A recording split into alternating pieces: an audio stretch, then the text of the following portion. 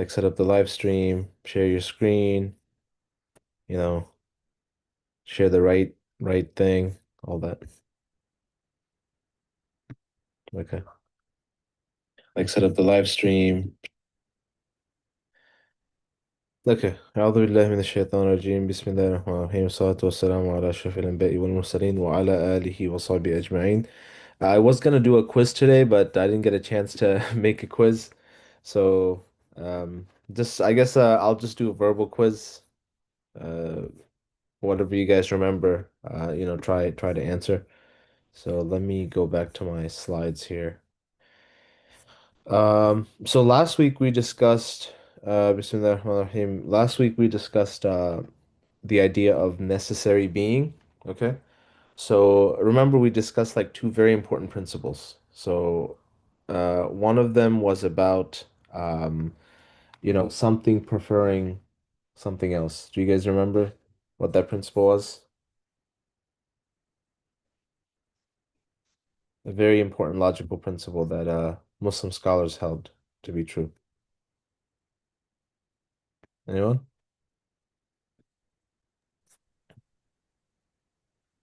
I'll butcher the Arabic. So, Yeah, go ahead. Go ahead, inshallah.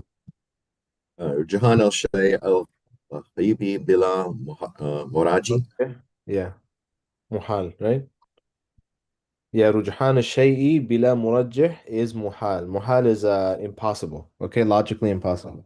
So رجحان الشيء, preferring one thing over another thing, bila murajjih, without like something, someone, whatever it is, to prefer it is impossible. Okay? So remember we said that every single thing in the universe, any object within the universe, they exhibit properties of dependence.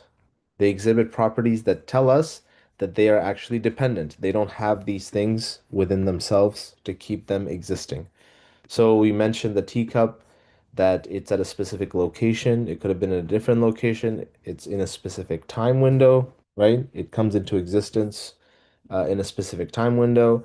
It has a specific allocation of matter, right? And all of these things are constantly changing. So this tells us that the teacup itself cannot bring itself into existence, okay? Because it didn't exist at one point, now it does. And all of these things, features of it, show that it is dependent. It is dependent. So it requires something external to it to prefer these things. Okay, something to specify that it would exist at this location and not at another one, that its atoms would be in this arrangement and not in another arrangement, right? That it would come into existence at this time and not in another time, right? It would have this allocation of matter versus another allocation of matter, right? So there's like an infinite number of dependent things about just this teacup right now. Okay? So there has to be some type of murajjih, some type of preferer to keep all of these things and keep this teacup in existence. And this is what we call Allah subhanahu wa ta'ala, right? And we gave this example. We gave this example of dependent things because if you said that, okay, what keeps the teacup in existence at this point is the ceramic, okay, then you just pass the buck of existence along, okay? And then you could ask further, what keeps the ceramic in existence? And you say the atoms of the ceramic. But then the atoms of the ceramic could have been another way.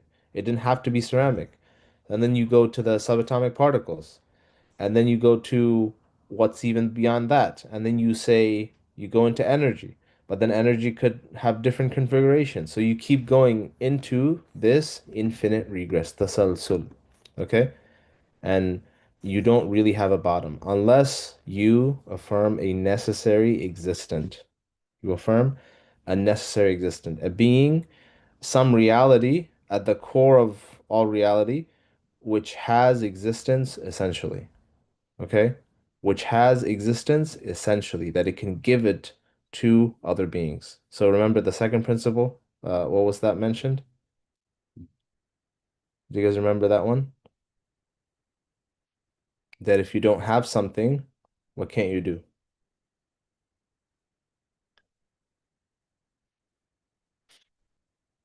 If something doesn't have some quality, it can't do what with it. It can't give it to something else. It can't give it to something else, right? So if we're saying that this dependent thing, right, its existence rests on something else, right? But that thing also doesn't have it's dependent as well. It doesn't have the ability to give existence. And then that thing also depends on something that doesn't have the ability to give existence. And we just keep going like this, right? To infinity, you will never get the existence of anything in this set. Okay, so you must have some being in this chain which has the ability to give existence, right? And it has it essentially. It never came into being, it will never go out of being, and it can give being, it can give existence to other things. Okay? Um, doesn't existence require present a specific time? No, it doesn't, right? Because existence is just the scholars they say that, and even the early philosophers they would say that existence is the most obvious thing. Okay, so all of philosophy begins from existence. All of thought begins from acknowledging existence, and you can't divide existence further. So, like any type of like we start thinking because we assume there things exist. Okay? Or else thought or speaking or any type of investigation would not be possible. So existence is the most obvious thing and it can't be explained, right? Like for example, your existence. I mean, is there a syllogism or some argument that you can use to prove it? And the answer is no, right? So it's the most obvious thing. Now, can we imagine an existence that doesn't require time? And the answer is yes, of course. Like, for example, an existence in four dimensions. Okay? Like, we don't even need to posit an existence in our normal world. You can think of an existence in four dimensions where the rules of time don't really apply in the same way. So, like, for example, you could exist in the fourth dimension and at any point, like you could go up to somebody and you could rewind their clock and see what they were uh like you could just rewind the clock and see what they were like as a baby, right? So now in the fourth dimension you'd also be space would be flexible, right? So you could position yourself in a way to look at the inside of a person. Just look at all their organs, all their blood vessels, and then immediately, look at the outside. You see? So like we can imagine things like this, which where the flow of time or space doesn't really matter at the same level. Okay? Mhm. So, but in short, existence is basically um uh if something doesn't exist versus something exists, it means that something is there outside of our minds.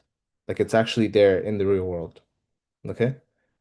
So you could think of a possibility, but it doesn't exist. But if the possibility does exist outside of your mind, then we say that it exists fil kharij in the external world. Okay, so that's the type of existence that we're talking about. And when these things are specified, okay, all of these things require an explanation.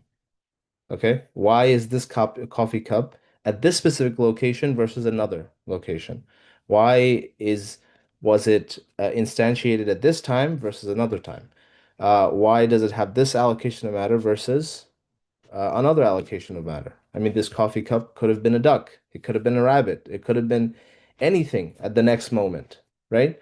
You need an explanation for every single moment of time, every single moment, because this argument, like we are not assuming anything. I mean, the scientists will say that this coffee cup exists by itself, right? We don't need to explain it. It just exists, right? We say no. Of course you need to explain it because we can ask the question, right? We can always ask the question, why? Why is this coffee cup here right now, right? And then the next moment it's still here.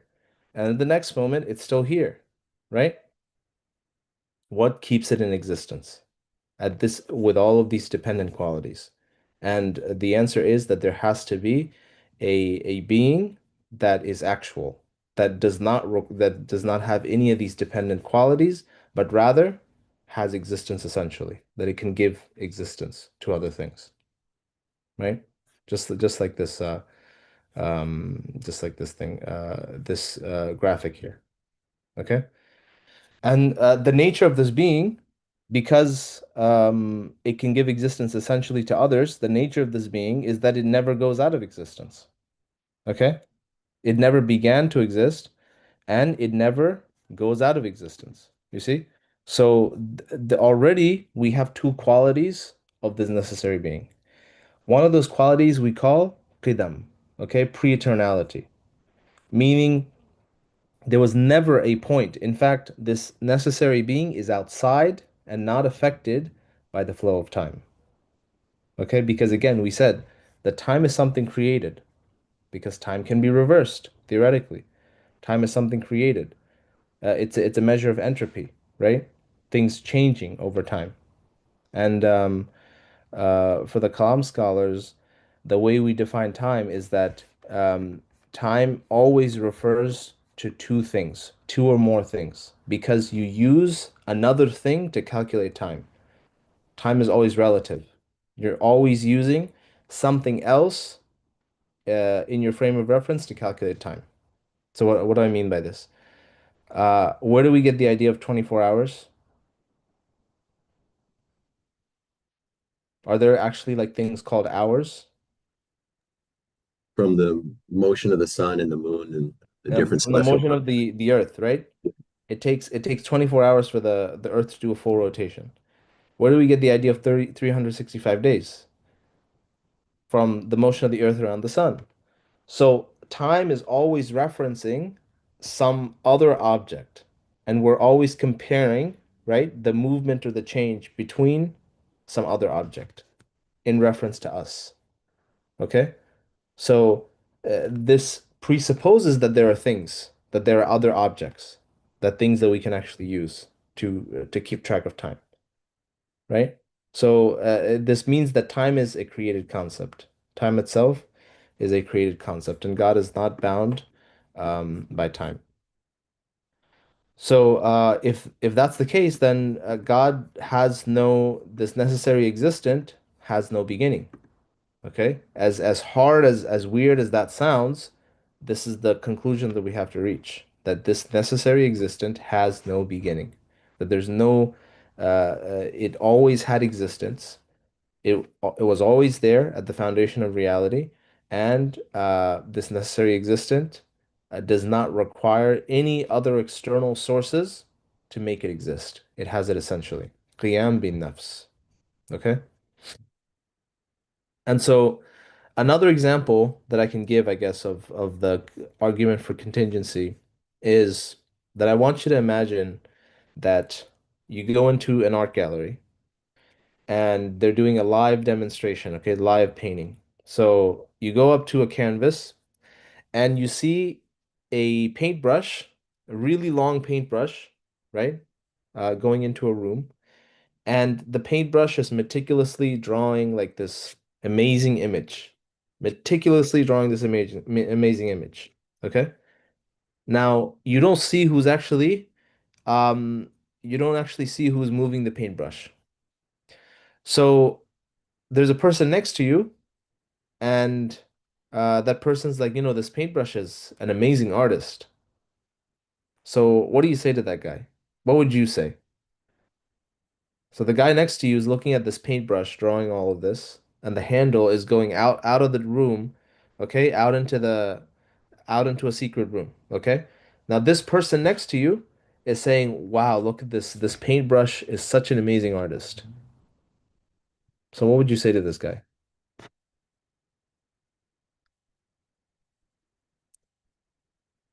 Do you guys get the scenario? You would say that they were, pardon the pun, they didn't get the full picture. I mean, what would be your immediate question when you walk into a room and you see Who's behind the? exactly who's behind the paintbrushes are not things that paint pictures. They're tools, right? So they require causation. They require some type of secondary ability. Okay? They derive their ability to paint from the artist, right? The same thing with a stick moving a stone. You see a giant stick moving a stone, like somebody pushing a stone along with a stick. I already said somebody, I spoiled the argument, right? But you see a giant stick and then it's going off into the distance, but you don't see who's moving it.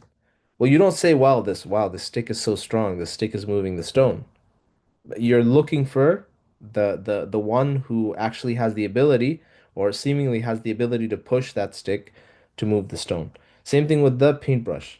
You're immediately thinking of an agent that is able to use the paintbrush to paint this picture. Because when you're looking at the picture, you're seeing design, you're seeing like meticulousness, wisdom, right? Knowledge, right? You can't paint if you don't have knowledge, right? I mean, Jackson Pollock would like to disagree. He just splatters colors everywhere, right?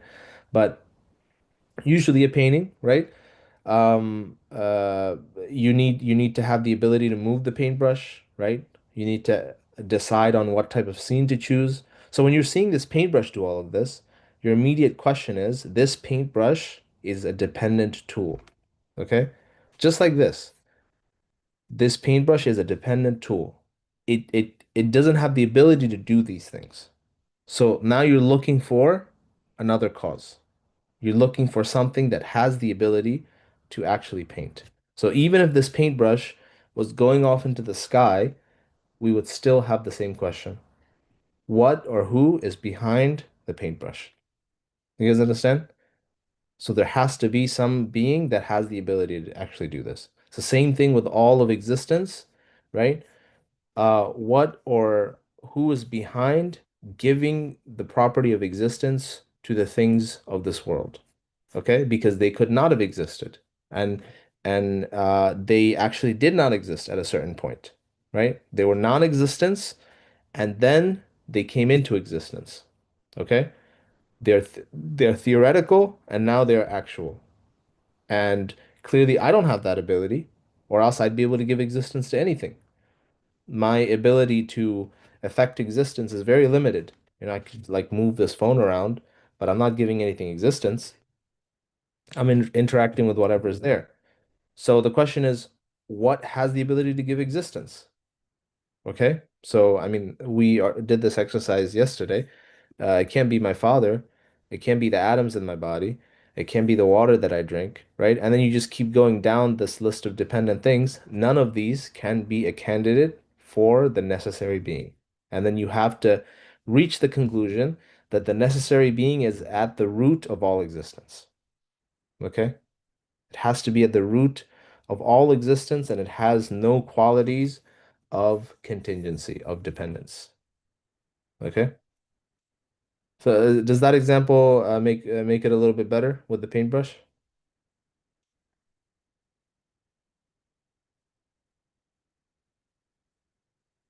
Okay. So anything with derivative causality, with derivative powers, okay? Anything that derives its powers from something else, it requires an explanation of where it is getting this power. Anything, okay?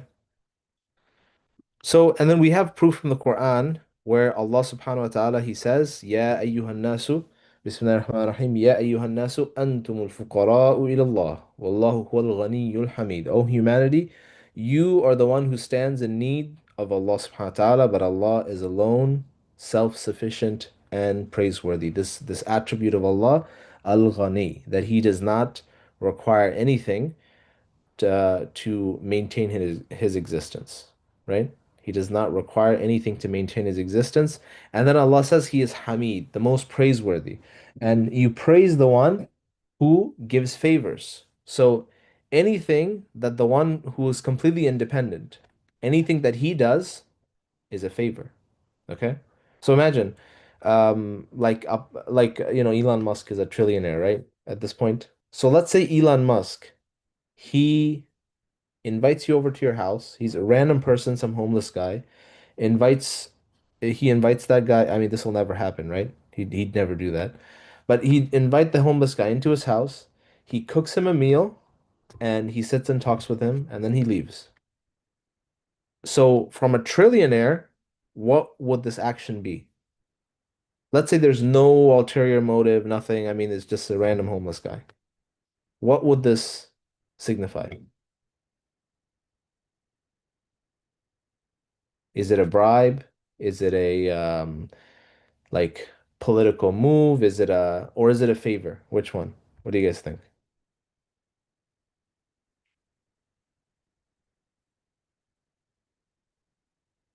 Come on, guys. You guys should know this is like common sense. It's Anyone? definitely It's just definitely a favor. It's definitely a yeah. favor. If he were to, I mean, this would never happen. I'm just making it theoretical, right? He's more likely to like, get the homeless guy arrested. But yeah, this would be a favor because he does not require anything.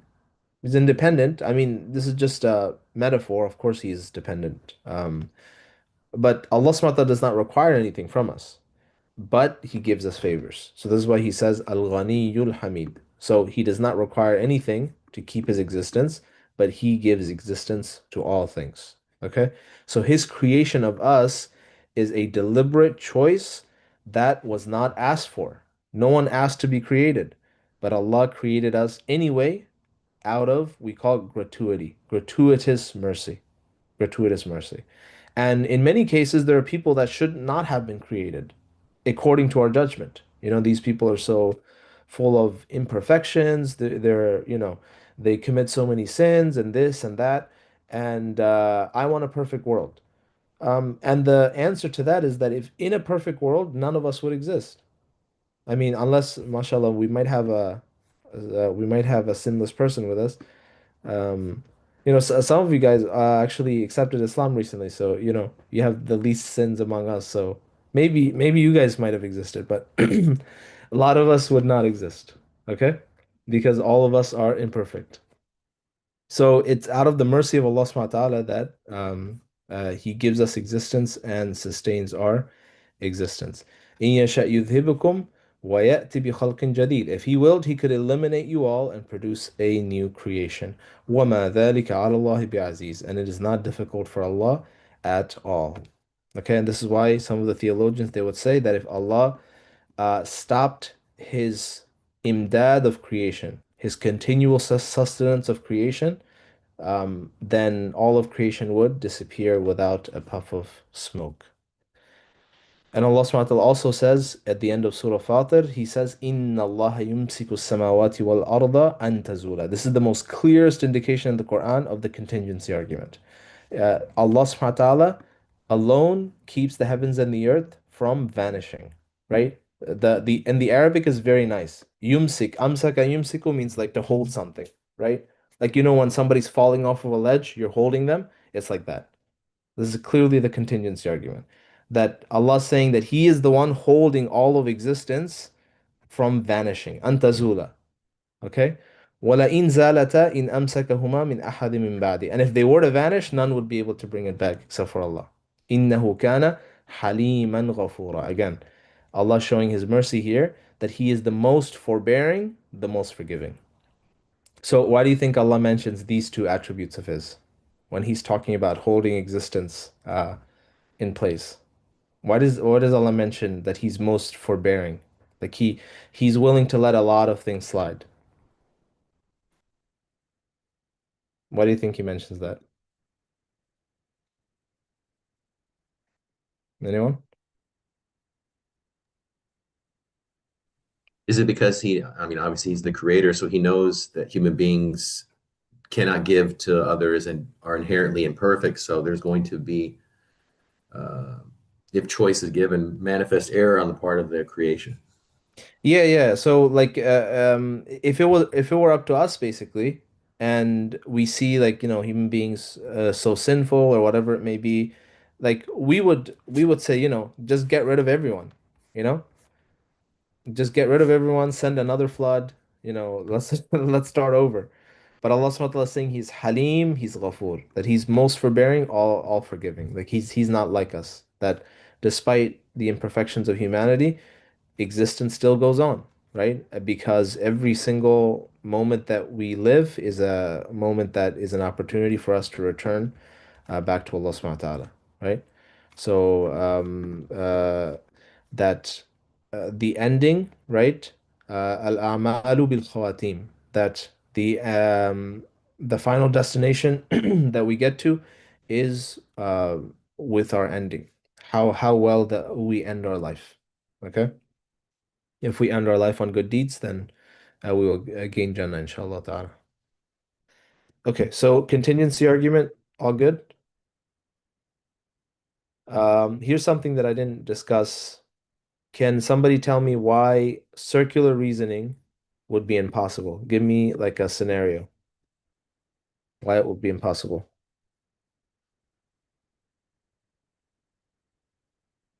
So, for example, this one here. So, uh, which one came first, the chicken or the egg? Why is that an impossible scenario?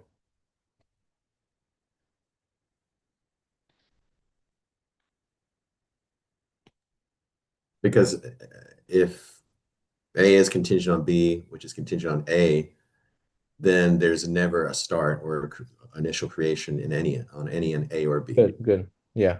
So, and this wouldn't even require time, right? This is even outside of time. We could make the same thing. That if A requires B to exist and B requires A to exist, none of them would exist because there's a dependency in a circular direction. Okay? Even if this was outside of time. Okay, you can think of like an infinite, I don't know. Actually, you can't really think of any infinite objects that are outside of time, unless you believe in Einstein's theory. Uh, but yeah, so if someone were to say that actually all of the items in the universe, they're all dependent and they depend on each other in a circular way. Okay, and this is what a lot of scientists believe. Or they used to believe before the Big Bang that all of the universe was infinite, it was eternal, and everything in the universe depends on itself in a circular way. Well, we say that circular reasoning, though, is impossible. It's impossible. If something dependent on the existence of something else, and then it depended on the existence of something else, and that depended on the original thing, nothing would exist. The same scenario as here, an infinite regress. Okay, we say both of these things are impossible, which is why we require a necessary being. So remember, there's a difference between this argument, okay? Is the Big Bang not the same thing? What do you mean by that? Like, isn't that circular reasoning as well? Like, they say it's supposed to go back and then Big Bang again. Like, Right. Yeah, very good. So, like, for example, they'll provide circular cosmologies. This is what the Greeks believed a long time ago, where, okay, the creation's created, it'll be destroyed, it'll be recreated, it'll be destroyed, and this has been going on forever. So, again, this is the same thing. This is circular reasoning, right? Because, again, we have an aspect of contingency, which is what? Let's say you say that the first event was like the Big Bang. Why couldn't have it been the Big Crunch, right? And what decided that it started at a particular point and not at another point? Okay, so for example, if a Big Bang happens, who decided that it would last 60 gazillion years and not 61 gazillion years before a Big Crunch? And then Big Crunch happens, and then another Big Bang happens. Who decided that that would happen, 300,000 gazillion years later and not 300,001 gazillion years later? So there's an aspect of contingency. Any time where you can make a different possibility for existence, there's an aspect of contingency. Okay? And that choice, that reason needs to be explained, and it can only be explained by a being, a necessary being who is willing, who has will, okay, to choose those possibilities. A necessary being who has will, who's outside the flow of time to choose those possibilities. Okay? Does that make sense? And you might say, well, what explains the choice of that necessary being? And the answer to that is choice. Like if you choose something, like if I gave you if I gave you two cupcakes, they're equivalent. They're the exact same cupcake. And I put them in front of you and I asked you, just eat one. So every single person in this room, what would they do?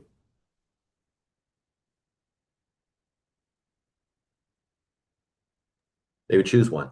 They would just choose one. Khalas. Now, would you say like what caused you to make that choice?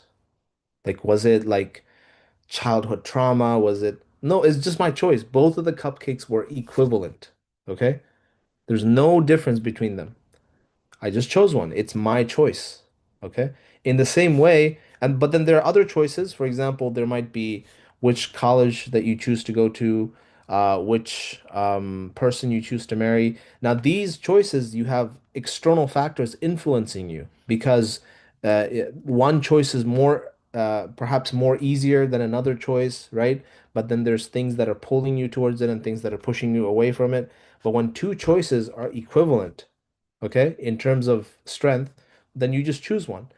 And for the necessary being, every single choice, all possible, right? All logically possible choices, which is an infinite set, they are all equivalent in terms of the ease with which to bring them about. Okay? It's just as easy to create Omar or Kyle or Suhaib or Faraz or Brother Zaid. It's just as easy to create them as it is to create the Andromeda Galaxy. It's just as easy to create a subatomic particle as it is to, create the gigantic nebulas. Same choice. Just like the cupcake. It's that easy for the necessary being because the necessary being gives existence to all things. All right? Does that make sense? So the only thing that can explain really any of this is a necessary being's power of choice, will. What is the reality behind this will? We don't know. Okay, and we're going to explore this. All of the things that we don't know about God, we're going to talk about this, right? But we just know that it must have been willed. Okay, so that's the contingency argument. I really enjoy this argument. Remember, this is not the Kalam cosmological argument because the cosmological argument is trying to find a cause for something right now in the past. Okay? It's somewhere in the past. Okay? So everything that comes into existence, it must have had something before. Okay? So, and then you keep going back, you keep going back, you keep going back, and then you get into tasalsul. Okay? You don't get into this. You get into tasalsul and you try to disprove infinite regress. So you say there must have been an original first creator. That's the Kalam argument. That's the argument that looks back into the past, into history. Okay? So you say there has to be a first cause somewhere back there. Does that argument lead you to the necessary existent? Let me ask you guys. Everything that exists now, there has to be something before it, before. You go back into the past, 14 billion years ago, Big Bang, everything was created. There must be something before it. So, does that give you the conclusion that I'm giving you right now? No, No. What conclusion does it give you? it gives you a conclusion that there was a beginning point, and so the beginning point is still contingent on time. Yeah, but something must have been responsible for the beginning point. Correct. Yeah, and so that's the only conclusion that you get from the Kalam argument. So, yeah, what if it was a giant space turtle with supernatural powers that created the universe? Okay, I mean, the argument's agnostic about it. So, what if it was as William Lane Craig, one of the famous proponents of this argument, he says that God is a disembodied mind. So there are three types of existent things, right? In the world, there's material things like us, and then there's mind, right? And then there's I forget the third one, but if you eliminate the first two, you only get mind. So God must be, na'udhu billah, a disembodied mind. So it's a mind without a body. I mean, what do you guys think about As Muslims, will we say this?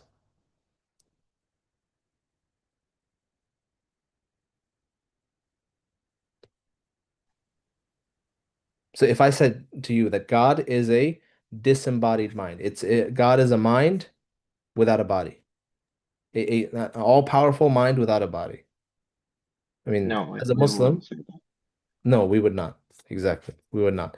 And that's why the Christians they focus a lot on the Kalam argument because they don't focus too much on this one. The Catholics do. Okay, the Catholics do, and I'll talk about why. But the Protestant Christians, they don't focus too much on the idea of necessity, because as soon as you bring into the idea of necessity, of necessary existent, you get into a huge problem in Christian theology, which is what? What do Christians believe? They believe that Jesus is A'udhu Billah divine. Yes, yes. So how can a human being be a necessary being at the same time? That is something you can't resolve. So they don't really focus on this aspect of the arguments for God. They establish a supernatural cause for the universe. Okay, the Kalam argument works for that. There's a supernatural cause for the universe. It's somehow there must have been a starting point. Okay, this gets you to some type of supernatural being that created the universe. Okay, and they would say, oh, is it a 4D being, a 5D being? You guys watch the Interstellar movie, right? So it doesn't get you to the necessary being, which is what we believe. Okay? The idea of a necessary being comes from Islam. This is our invention. This is our contribution to the world, right?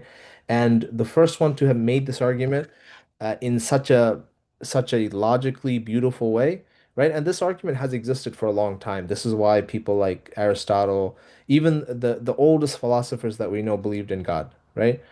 There wasn't a single philosopher up until modernity that like philosopher of note that didn't believe in some type of necessary existence of necessary source of reality, right? Uh, cross-culturally, right? Even the Hindu concept of Brahma, right? Is it Brahma or Brahman? I forget. So there's a necessary reality of existence. So all these philosophers believed in it, but Ibn Sina, may Allah, forgive his mistakes, he was the first one to really, really create a solid argument around the case of necessary existence. And there are some people that will say, well, Ibn Sina, he might have been a kafir, he might have, well, he's a philosopher, we shouldn't talk about him. This is a huge problem. This is a huge problem. And I think this is one of the biggest issues with the Muslim world today, where we try to destroy and misrepresent our history. Okay? We try to destroy and misrepresent our history. We say we don't need to study any of this stuff, all this Ashari, Maturidi, these philosophers, these Mu'tazilites, all these people, just throw them in the trash. Okay, what do you have left? You don't have any history. As a Muslim, you don't have any history. Your entire civilization is gone. Right? And this is where most people start off with. And these are the same people that will read Alvin Plantinga, they'll read Catholic philosophers, they'll do dawah, they'll read like modern atheists. Okay, they have no problem reading them and using them when they're doing dawah against non-Muslims. Okay? But they won't read their own history. So this is a big problem. It doesn't matter what Ibn Sina was. He could have been a kafir, he could have been anybody. But the point is that he is ours. Okay? He is ours. So, as anyone who comes into this religion, you inherit a long line of history, of rich tradition that you can call your own. If you learn the Arabic language, you learn the Islamic sciences, this history becomes your own. And no one can, you should never apologize for it. If someone's studying Avicenna, Ibn Sina, they're Sunni Muslim, mashallah, they do everything, but they're just studying as in order to learn. You should never apologize for this, ever. Okay? There are departments, okay, in universities dedicated to the study of Nietzsche, the man that Hitler used as the inspiration for his movement. I mean, they're spending millions and millions of dollars studying Nietzsche's works, okay? Or Schopenhauer's works, or these German idealists, when nobody in the society has these types of beliefs anymore. Why do you think people do that? Especially Western people. Why do you think they do that?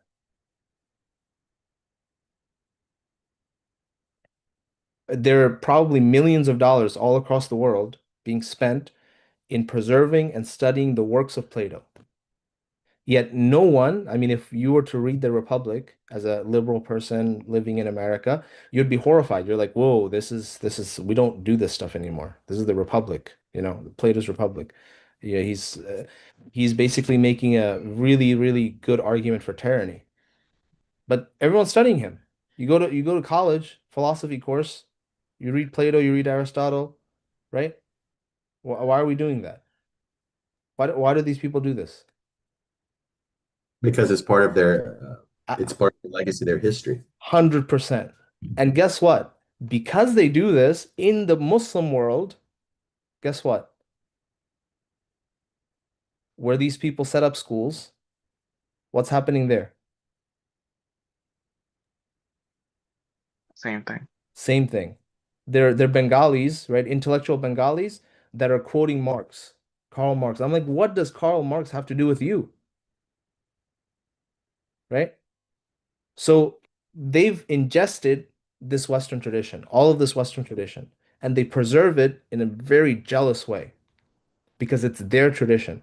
So they will interpret these people on their terms, right? They will interpret Marx on their terms, right? Nietzsche, okay, whatever you say, however you want it, he's ours and we're going to interpret him on our terms. But Muslims, what has happened? After colonization, we've absolutely eradicated our tradition, especially with the Salafi movement, right? And this is out of all of the other things that I have a criticism of the Salafi brothers, this is the number one issue that I have, that it's the deletion and destruction of our history, where it leaves you with no identity, right? It leaves you with no identity. So we should talk about Ibn Sina. We should talk about Imam Ghazali. We should talk about all these people, their debates, right? No matter what he was, we should talk about Ibn Arabi, who had a huge influence on all of the Islamic world. It doesn't matter what were they kafir, were they this, were they that. Doesn't matter. They're ours, right? We don't have to accept everything that they say, but they are from our tradition, and they contributed certain things to the world that challenge the thought of the West. Okay? And there'll be a lot of intellectually curious Muslims who start learning this deen, and they're like, like this religion is supposed to be the truth. But then it went downhill after the four Khalifas. Like it went downhill, it was just a dark age until, Saudi Arabia came along, right? I shouldn't say Saudi Arabia, but until, Ibn Taymiyyah, rahimahullah, whoever, they came along and revived this deen, like nothing else. There were no scientists, there were no great thinkers, there were no great people of literature. Like this religion didn't produce anything. So what do you think that Muslim feels when they go to university? They study Rousseau, they study Goethe, they study, Shakespeare, they're studying Nietzsche, Plato, and all this other stuff. And then when you go to study Islam, it's like the Sunday school book, right? Stories of the prophets. Um, what else? Like and a tafsir that just repeats to you what the Quran's already telling you. How do you think that person feels?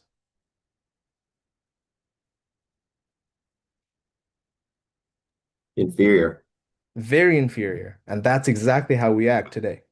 That's exactly how we act, right? We act with a deep inferiority complex because we have no idea about our own tradition.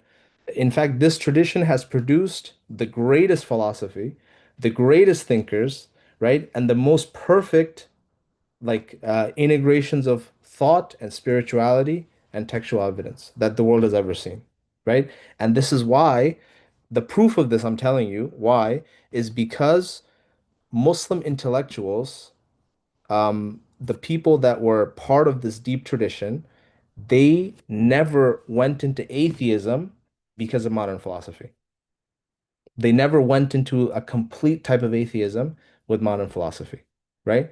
They found tremendous fulfillment in the Islamic tradition. Even people as late as like the 1700s, 1800s, you have people like Mullah Sadra, okay, that people still study. I mean, he's Shia, of course, but uh, in his philosophical tradition, he believes in God, he believes in the Hadith, all of these things. These are completely fine to him, even to the 18th century. Okay. And he's aware of all of the philosophical trends going on. He's aware of Kant. He's aware of everybody.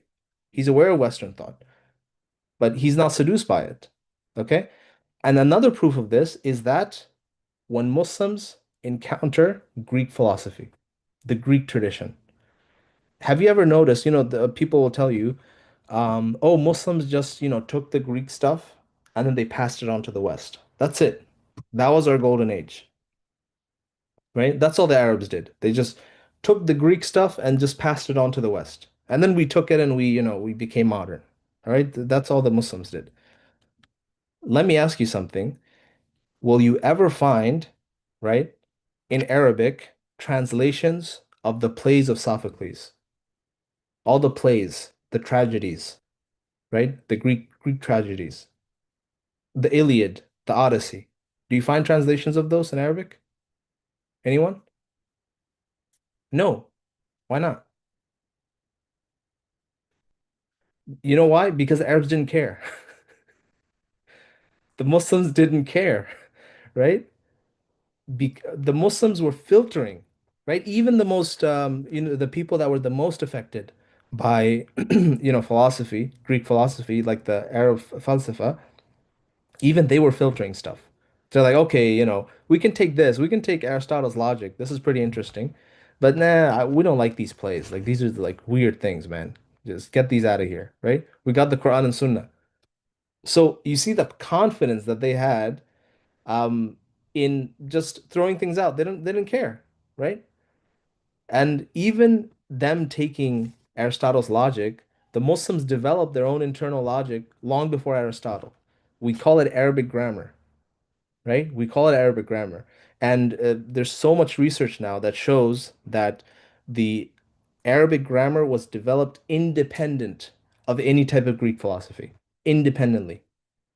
Okay? Fiqh was developed independently. And then when you're reading fiqh, when you're reading the arguments of Abu Hanifa, all these other people, you're reading like Arabic grammar, you're just like, wow, they have this concept of, an external existence and words referring to this. There's like a linguistic philosophy, and they're coming up with this all by themselves, right? And so when they encountered Greek philosophy, they had this level of confidence to filter things, right? To filter things, to just delete things. They didn't even want to look at it, only to take some things that they thought were relevant, all right? And then to transform the stuff that they took into their own philosophy. I can tell you consistently and truthfully that Kalam, right? The Kalam schools and the Akbarian schools and the Sufi schools, these are indigenous to Islam. These are the production of Islam. They're not from outside. They are not from outside. They're not just Plato, Greek philosophy repackaged into Islam. Uh, uh, I mean, let me tell you this. Let me tell you this. Do you think that Kalam was created to resolve Islam with Greek philosophy or to destroy Greek philosophy? Which one? Destroy. To destroy it. And I didn't know this. Before I was like so ignorant, right? I didn't read any of these books and I didn't have the to destroy it. You look in Imam Ghazali, okay? So it's really weird because I was reading at Phaser and he's an Aristotelian and I would like take on all these Aristotelian ideas. And then when I'm reading Imam Ghazali, right, or I learned about some of these arguments, I'm like, wait a minute, that doesn't sound right. He's completely contradicting what at Phaser and all these Aristotelian guys are saying. And then I look into it. Kalam was created to destroy the conclusions of Greek philosophy. It is our indigenous philosophy that was used to counter the misconceptions and the errors of Greek philosophy. I mean, the first people to make an argument that, Greek philosophers believed like the planets were like eternal beings. They believed that. And these eternal beings could, affect the world. And, sometimes you could even worship them if you want, whatever. The Muslims were the first ones to create an argument to dismantle that, right? They were the first ones to create an argument to dismantle the idea that the planets were eternal beings, okay? And then you didn't have these spheres upon spheres of, the heavens or whatever it may be. They were the first ones to dismantle that, right? The Muslims were the first ones to dismantle in a logically rigorous way the idea that the universe was eternal. Everyone before, all the logicians and philosophers before, they copied the Greeks in believing that the universe was eternal, okay? That it was just eternal, and God was just like a logical principle that, like this necessary existent, that kept this eternal universe from going out of existence. But everything in the universe is just extended forever and ever. Okay? The Muslims were the first one to delete this idea. Okay? And after Imam Ghazali, he laid the smackdown on Ibn Sina. I mean, this was a very, very um, big move. Okay? But after him, basically, Muslim philosophers, they could no longer call themselves philosophers. Literally, this was the impact of Imam Ghazali. That after Imam Ghazali took Ibn Sina to task and he ripped apart these arguments that the Greeks made about the eternality of the universe and all these other things, Muslim philosophers, people that wanted to do philosophy, it was not respectable for them to call themselves philosophers. They had to do philosophy within the confines of Islam. You see? So whatever philosophical thing that they wanted to speculate on, they had to do it within the confines of Islam because any Greek philosophical argument just, I mean, people would laugh at you. You're like, what? What? You believe in the eternality of the universe, right? People would laugh at you. So you see, this is the contribution of our civilization. And people make it seem as if, oh, we just copied some Greek philosophy and then passed it on to the West, right? Muslims were the first ones to develop modal logic. Okay, this idea of possible, necessary, right? Impossible. And creating arguments from these three central ideas that things could be possible, things could be logically necessary, and things could be logically impossible. So there's a lot of things that, Muslim thinkers and people of the past, they contributed to world civilization and also to our understanding of reality. And we should be proud of those things. Okay? We should be proud of those things. Any questions about that? I kind of went on a rant, but I think this was required, okay? Because I'm not teaching you things that are irrelevant. This is part of your history. And if you know them, you have access to that history. You have access to that history. And it affects us in the current world that we live in because the names that we recite on our tongues, it shows us which civilization we aspire to be like. Okay? And unfortunately, many Muslims, the people on their tongues are people that are not from their tradition. Okay? They're not from their tradition. They're speaking of Hegel and Marx and this and that, and they're importing ideas that are not from us. They're not part of our tradition. And any type of idea that you import, we have to do the same thing that Imam Ghazali did, which is you have to present arguments that force the interlocutor to argue from within the framework of Islam. Okay? Don't talk about Marx, don't talk about Hegel, don't talk about liberalism, this and that. Bring the idea that you're talking about. Let's just say the abuse of women. Okay? This is an idea, the abuse of women. Okay, how can we stop the abuse of women? Now argue from the perspective of Islam how to stop the abuse of women. Don't talk about feminism. Don't talk about Virginia Woolf or this or that or whoever, John Stuart Mill. Let's delete all that. You have a specific idea. As a Muslim intellectual, you have to argue from within the Islamic tradition how to do that. Okay? So this should be our goal, basically. Okay, so let's finish off today's class with the second argument that I wanted to present to you guys. You guys understand the difference between the Kalam argument and this one? I have that in everyone's mind. That one, we're looking back into the past. This one, we're looking here and now, right? Right here, right now. Like what makes this thing exist? And we just keep divulging into the layers, and we have to affirm a necessary existent. Okay? What makes me exist at this point? Okay? At this point, the next point, the previous point, and so on. Okay. So the human fitra. The second argument is a very beautiful argument, and the fifth argument is all over the Quran, but in its logical form, I'm taking the argument made from C.S. Lewis. Okay, C.S. Lewis is a great Christian theologian, and I know I just said we should we should probably take stuff from our own tradition. But again, I'm educated in the Western tradition, and I'm trying to catch up, right? I'm trying to catch up. But this argument is there inside Nursi all over. Okay, I mean it's there inside Nursi. You can find it in almost every single page. Okay. All right. Um, okay. So it goes like this. Every natural or innate desire in us points to a corresponding object that can satisfy the desire. Okay? Every single desire that we have, a real desire, innate desire, something that is common to every single human being, every single desire points to something external that satisfies that desire. Okay, so what would be one example of that? What would be one example of that desire? uh, like hunger and food or something. Yes. So the stomach gets hungry, your stomach is gargling. It it necessitates that there is something in the external world that satisfies that desire because it's such an innate desire for all human beings. Okay? All human beings, the nature of being a human being. The other one is companionship, intimacy, intercourse, sexual intercourse with the opposite gender. Now, the just having that desire signifies that there is something to satisfy that desire.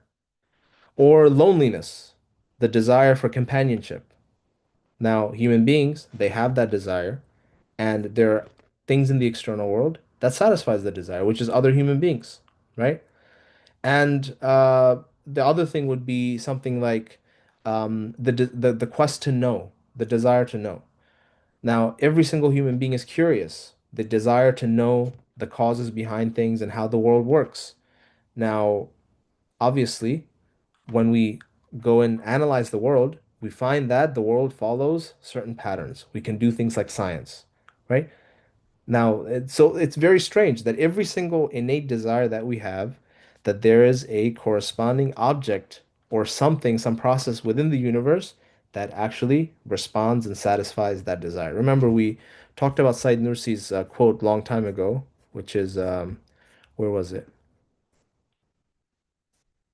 Do I have it here? No, I think it's in the other slide. But remember, he said that we find ourselves needy in a tremendous amount of ways. And then we see that there are external things to us that are satisfying our needs. So it's a very similar argument, right? So the second premise of this argument is there exists in us a desire which nothing in time, nothing on earth, no creature can satisfy. So every human being, despite all of these desires that they have, there's one desire that none of these external things can satisfy within them. Okay? It's some type of desire for eternal life, some type of desire for some eternal connection, some type of desire for eternal knowledge, right? Some type of eternality within that desire. And the conclusion of that is that there has to be, just as every other innate desire points to something real in the outside world, this desire for eternity, okay, eternal connection, eternal love, eternal knowledge, whatever it may be, right? This also is a desire that is satisfied, but not by something within the world, but something outside of the world. Guys get the argument? Any questions? and the things of this nature that things in the world cannot satisfy, things like awe and wonder, okay, a hunger for the supernatural and transcendent, that we have this desire to have this perfect awe, okay, a desire for immortality, the human soul, that we want to be immortal. We can't even imagine what it would be like for our consciousness to go away. We don't understand this, okay? Desire for ultimate meaning. Every single act that we do, every human society has always put a meaning behind their actions. Okay? They've always sought to find some meaning behind their actions. Perfect love, perfect justice. This is one of the biggest arguments. Okay? One of the biggest arguments that every single human society and every single human being, they cannot be called human if they do not want perfect justice. Every single society, even people that are the criminals, even people that are the oppressors, they want perfect justice. Okay? That what Israelis are doing to the Palestinians today, the Israelis believe that they're being just. It's just that their justice involves eliminating all these people that, because the Israelis are the perpetual victims, right? They're always, we're always oppressed. We're always oppressed. So, to have perfect justice, you eliminate everybody else. Eliminate the world. Okay? We want to be safe. This is justice to them. It's very skewed. It's very completely off the charts. But even they believe in perfect justice, in true dignity. Okay? And they have a gripe with God. You can see, Rabbi Shlumi, what's his name?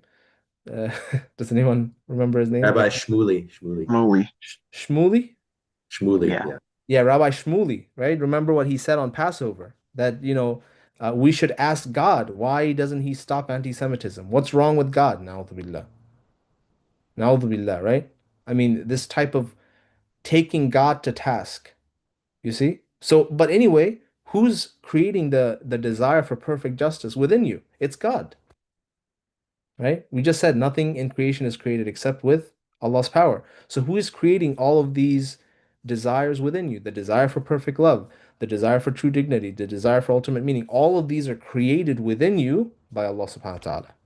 So obviously, if He's creating these things within you, there is a correspondent to these things in another world, even if not in this world. Okay? Any objections to this idea? What are some objections you guys can think of?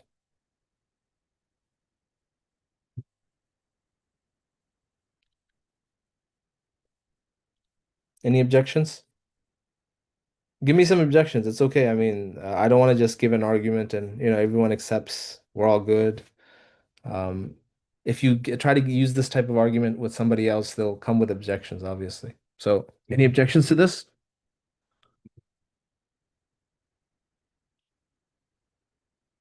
No one? Maybe someone could argue that, for example, perfect justice, uh, the definition of justice itself is not universal. Mm, That there's different understandings of what justice is, like you gave the example. So yeah, yeah. even though you're seeking justice, the specifics or the details of that, by its nature, by the fact that there are different Mhm. uh, characteristics, that means that there is not one universal Yeah. justice, if you will. Yeah, that's a good objection because what do you mean by awe, wonder, immortality, ultimate, all these things? Like people could take these things to mean different things, right? Even perfect love. Like what is the type of love that you're referring to? Um, but I would actually agree the Israeli case is such a pariah, right? It's such a like anti-human stance because of how unnatural it is, right? And actually I would propose that actually all of humanity has a shared understanding of what justice is. And not in a detailed manner, not in the way that the Sharia talks about, but in a very, very general way where the strong should not eat the weak, right? Like if someone is very, very weak, that there's a concept of mercy. I mean, I think this is common worldwide. throughout the human species, right? That we have an understanding that if you're in power, the person in power should actually do things for the benefit of those that are not in power, right? And also this idea that children and women are exempt from brutality, right? And if you are brutal to them, even there are people these tribal wars and things like this where they use rape as a weapon of war, right? They acknowledge that they're using it as a weapon of war. Okay? That they're doing these atrocities to these women and children as a weapon of war. So even them, they're acknowledging that, okay, we would not like this to happen to us. You see? I mean, no one, for example, these awful RSF, these filthy human beings in Sudan, right? That are like doing this type of massacre. If you were to ask them, what if somebody did the same to you? And they would say, no, no, never, right? Never. They would never accept it for themselves. And they acknowledge this when they're doing it to somebody else. Okay? So they understand that if somebody else did that to them, they would demand, what's the word? They would demand justice. If somebody else did these things to them, they would demand justice. So this shows us that even though when people have a skewed understanding of what justice is, or they're claiming that what they're doing is just, if the same thing happened to them, they would completely flip and demand justice, right? For example, the Israelis, if the Palestinians made the exact same argument and they started bombing the Israelis and killing the children and all of these other things, what do you think the Israelis would say? Would they still stick to their idea of justice? They would say the exact same thing as the Palestinians. They would say, "How can you guys are so powerful? How can you, kill the women and children? This is not just. This is not merciful." Suddenly, all of the ideas of, the chosen race and all these other things would vanish. Yeah. So we should always look at the idea of justice from those that are being oppressed.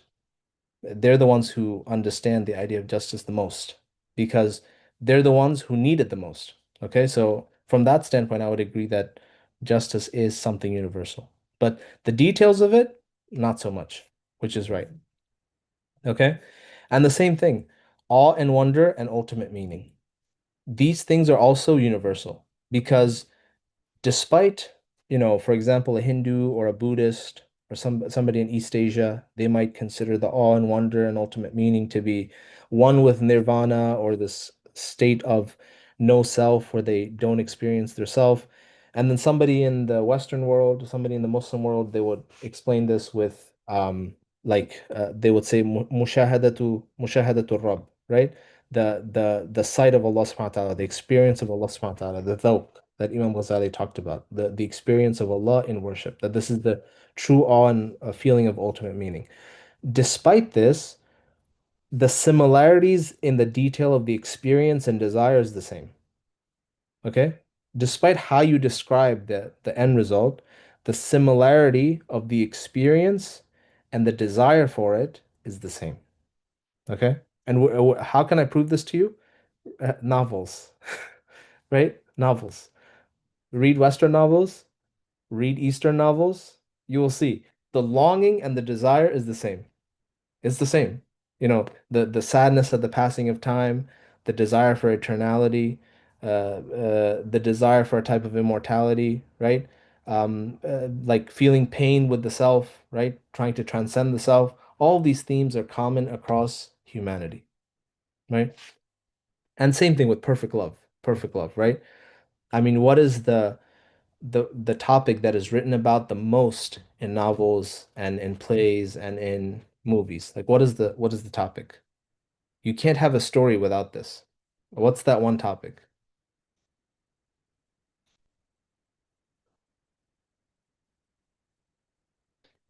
Anyone? What are the most songs written about? like romance or Romance, love. relationships, right? And do you think those songs they're written all of their themes are about like how they found the perfect person and they never have to worry again? Like what percentage of those songs or novels do you think are about that? That they finally found the perfect person. They don't need to ever write a song again. It's done. Not a large percentage, right? Most of the theme is about the imperfection of worldly love. Okay? That even if you do love somebody perfectly, khalas, they're gone. Some tragedy strikes, right? The story takes a turn, right? There's a love triangle coming in or whatever it may be, and it disrupts the whole thing. There's this constant idea of conflict, right? And the imperfection of worldly love. This is one of the greatest themes in literature. Okay?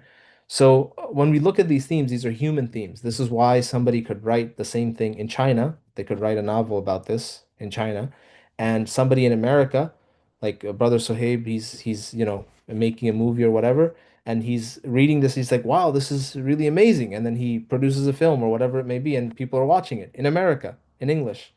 This is a human experience, the human experience, right?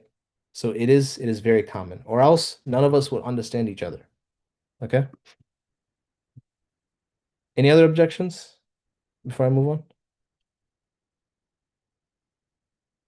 Okay, I'll bring two very important objections to this argument, which is that these transcendent desires that we have, all right, there are only two views, right? There's only two ways you can think about these things. One, the transcendent desires that we have, they're all fake. They're just made up. Okay, that's number one. Number two, they're real. You can't have like a third option here. Okay. You can say that they're necessary fiction, like, the famous Israeli historian Noval Harari or whatever his name is, the bald guy, right? Um, a lot of Muslims are reading that book, that like Sapiens, okay? And they're like, oh, this amazing book. And then, it's very odd to me where he makes this argument. Um, that these are just necessary fictions to keep human civilizations going. These ideas, they're just necessary fiction. Okay? The second idea, the second possibility is that no, they are direct experience of the supernatural. They're direct experience of reality. That these things are put into us to actually understand the need for Allah subhanahu wa ta'ala and await for the life of the hereafter, to do good deeds for the life of the hereafter. Okay, and this is obviously the Islamic view. Now let's look at the objection. The objection says that these transcendent desires came from evolution. And again, we talked about evolution last time, right? That we go back to the argument from contingency to show that evolution is not a thing. It's not something that makes decisions. And there's no such thing as randomness. Randomness is simply our ignorance of what is happening. There's no such thing as randomness or, evolution by itself. Okay? So they would say that these things are wish fulfillment, meaning we wish that we get immortality. Okay? We don't have it, so we just dream about it. So that's the idea of Freud. And then this is a very powerful objection, which a lot of modern people are affected by. A lot of them. And you see this on TikTok, you see this in movies everywhere, where these ideas that we have, these desires for eternity, for perfect justice, for perfect love, these are projections. Okay, because life is so imperfect. Okay, life is so imperfect, so brutish. There's so much injustice. There's no love. There's no meaning. It's just atoms and nature, things killing each other. So what did human beings do? They desire these, okay, to escape the pain, and so they project it on to some external being, some made up being called God. Okay, and the task of the intellectual is to show human beings that that this is what they're doing, and this is the idea of Feuerbach. So a very important thinker called, I forgot his first name, but Feuerbach was his name, and he is the person who inspired Karl Marx. He's the person who inspired Karl Marx. Okay, because Karl Marx would say that these ideas that we have, these religion, ultimate meaning, perfect justice, these are the opiate of the masses. These are the opiate of the masses. These are the drugs that keep human beings going even when life is hard. Okay? There's no meaning to them. They just keep, these are just fictions that keep human beings going when life is hard. This is why there's a famous quote by Karl Marx where he says, religion is what? Anyone? Does anyone know?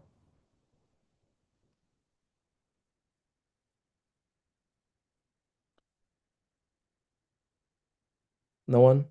No one ha heard that. Yeah, go ahead, Brother Saib.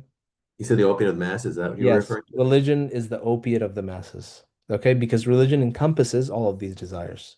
This is what he meant. That life is so terrible, this and that, that that this is sort of like a anesthesia, like a opiate they do. Now, if now here's the big issue with this interpretation. Big issue. Number one, the Quran, right? قُلْ هَلْ يَسْتَوِي الَّذِينَ يَعْلَمُونَ وَالَّذِينَ لَا يَعْلَمُونَ. Right? Are the people that know and the people that don't know, are they the same? Right? So the Quran makes a direct challenge to us that do you really think the people who do good, right? And the people who do evil, they're going to end up in the same place? So the Quran makes these rhetorical questions to us, and it challenges us that if you really believe this, live like that, right? If you really believe this, live like that. So, for example, Noval Harari, who's spending 70, 100 hours writing his book, detailing how these things are just made up fictions to have society running. Now, he had to do so much to get that book published. And he wakes up every morning. This is his routine. He meditates for 2 hours, right? And then he writes the book, and then he contacts people, and then he works with people, and then he's like fighting to get his book published, and he's going to conferences, he's flying to everywhere. I mean, is this schedule like, do you think like this has pain in it, or is it just like really easy process? What do you guys think?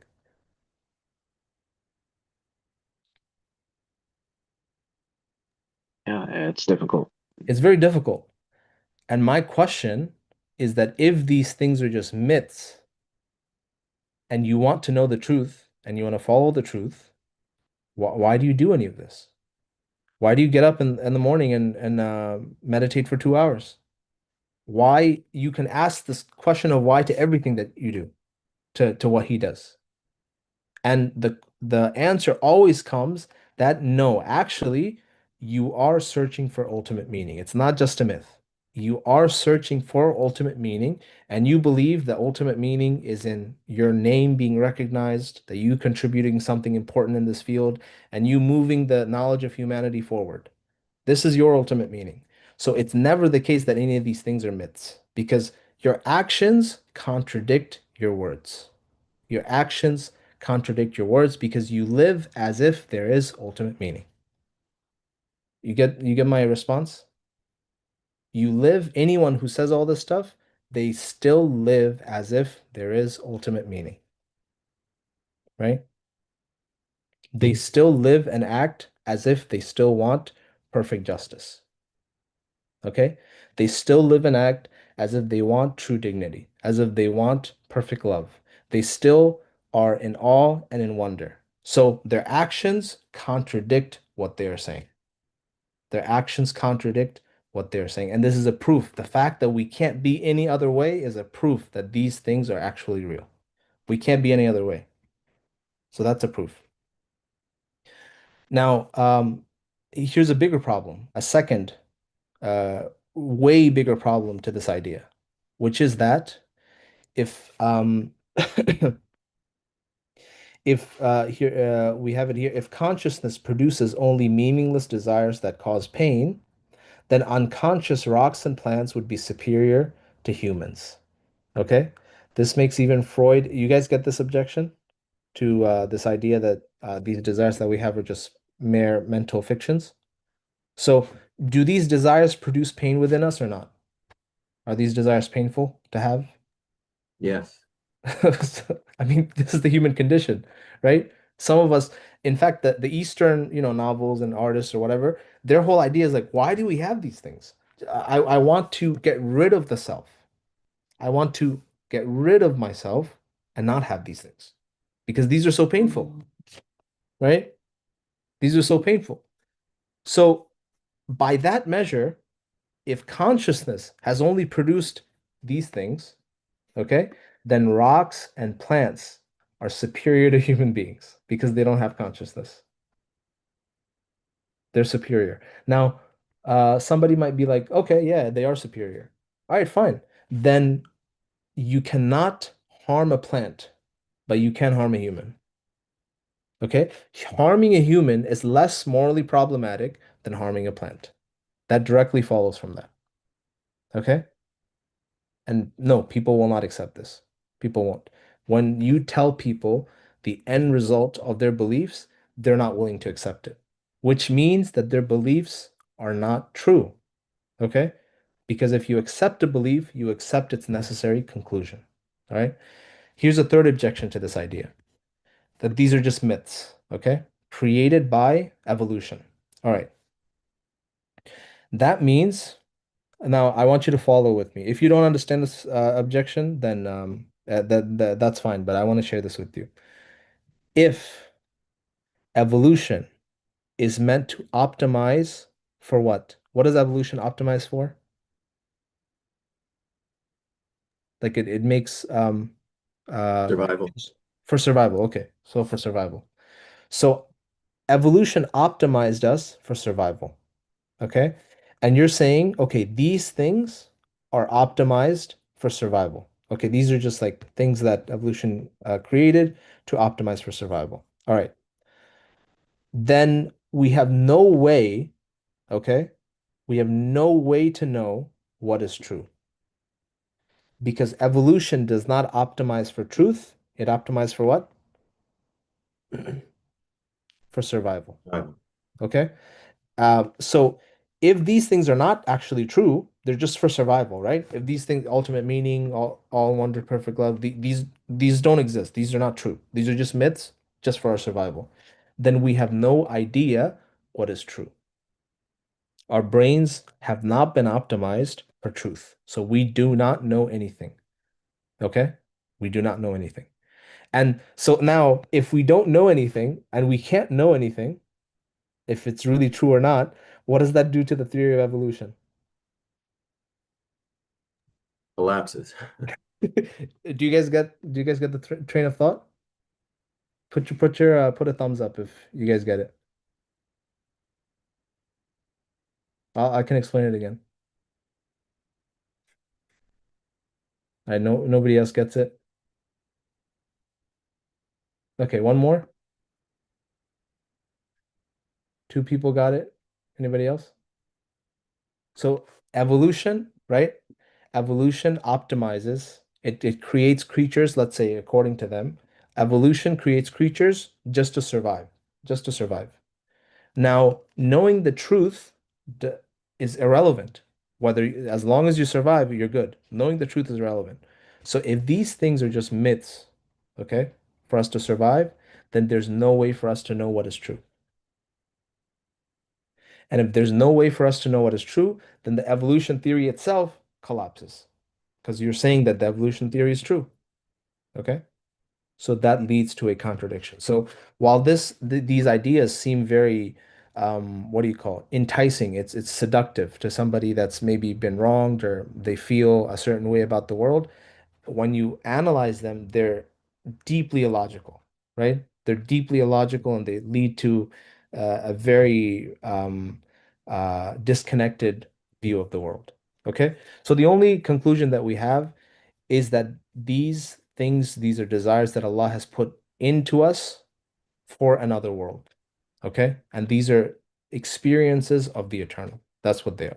Okay? And they point to Allah subhanahu wa ta'ala.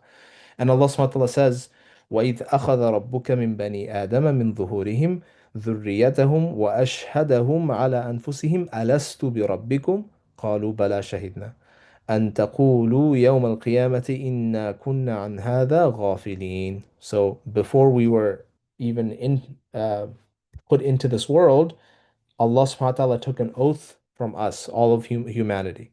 And He asked all of humanity, am I not your Lord? And every single person replied, yes, we testify. Okay? Yes, we testify. And people say, I don't remember this happening. Well, this is the lasting memory of that oath. That these eternal desires that we have, this is the etching, the effect, the lasting memory of that oath that is within every single human being. Okay? Yeah, Brother Swaib, you had a question? I think you're going to address in the next point, but I guess another argument would be what you spoke about earlier with respect to anything that's possible that's contingent.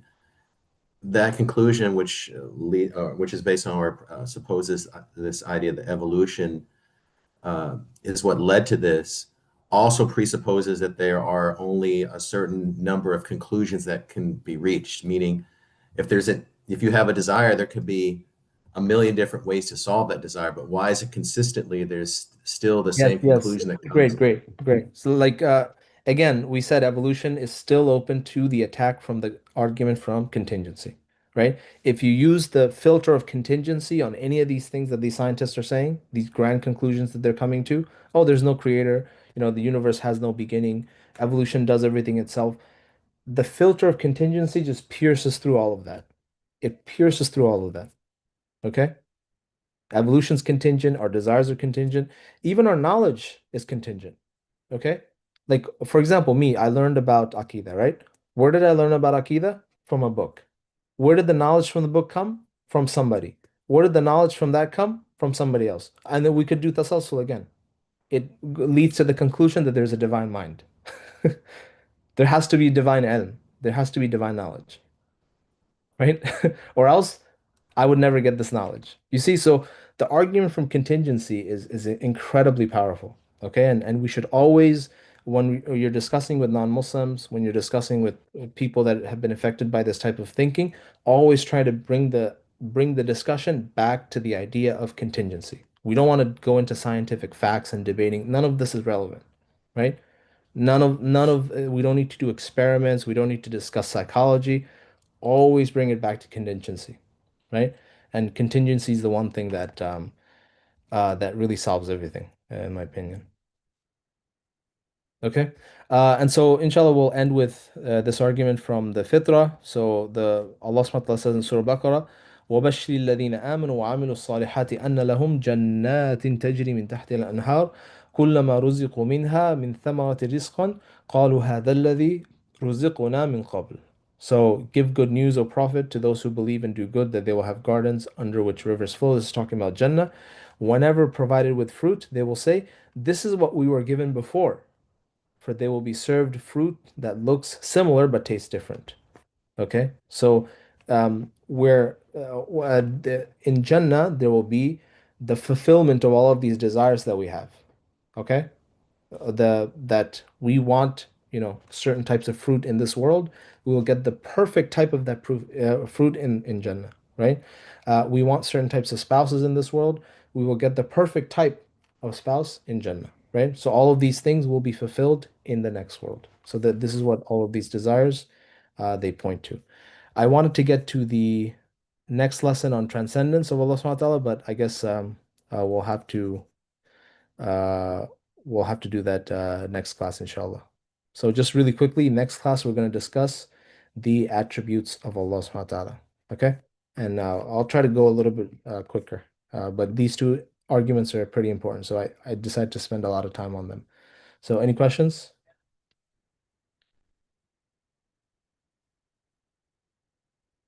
Anyone? Was it tough to follow? It was good? Thumbs up? Okay. Okay, Jazakallah khair. Inshallah. All right, I'll try to make a quiz next time. So I'll see you all next week, inshallah. Thank you all for attending. Like Wa alaikum salam. Like